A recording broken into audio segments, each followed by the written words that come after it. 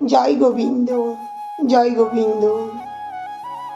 তাহলে আমরা কি জানলাম? বিভূতি কি? বিভূতি হলো এমন এক ধরনের অংশ যার দ্বারা সমগ্র সৃষ্টিকে নিয়ন্ত্রণ করা যায়।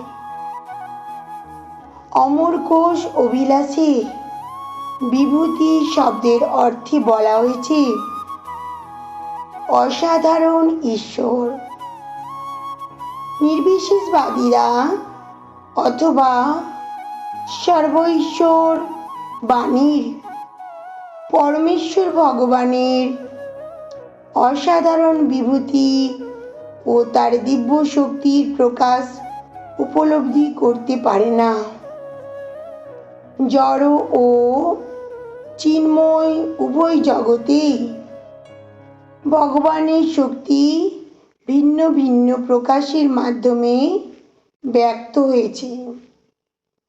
এখানে শ্রীকৃষ্ণ বর্ণনা করেছেন, ধরো একজন সাধারণ মানুষ কিভাবে তা অনুভব করতে পারবে।